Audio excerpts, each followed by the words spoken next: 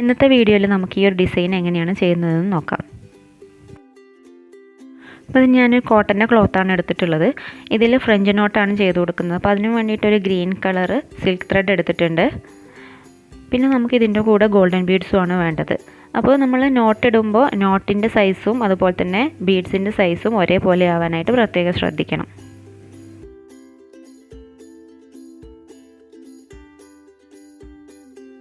അപ്പോൾ silk thread ഇതുപോലെ 6 സ്ട്രാൻഡ്സിൻ്റെ 2 സെറ്റായിട്ട് എടുത്തിട്ട് ഒരു നോട്ട് ഇട്ട് കൊടുത്തിട്ടുണ്ട്. ഇത് വെച്ചിട്ട് നമുക്ക് ഫ്രഞ്ച് നോട്ട് ചെയ്ത് കൊടുക്കാം.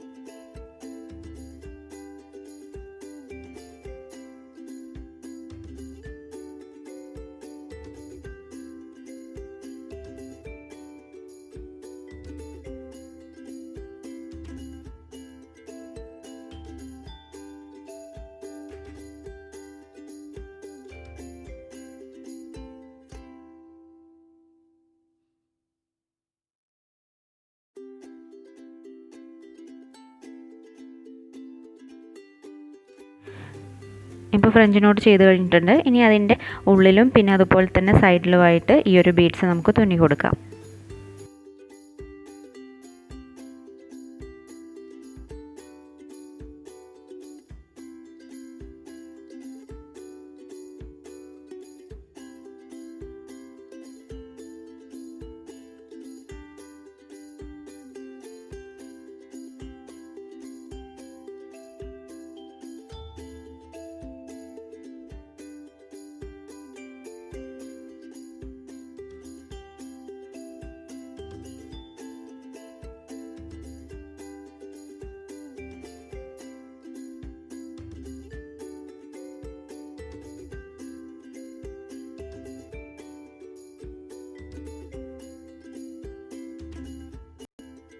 അപ്പോൾ ഈ ഒരു രീതിയിൽ നല്ല എളുപ്പത്തിൽ നമുക്ക് ഈ ഒരു ഡിസൈൻ ചെയ്യാനായിട്ട് പറ്റും.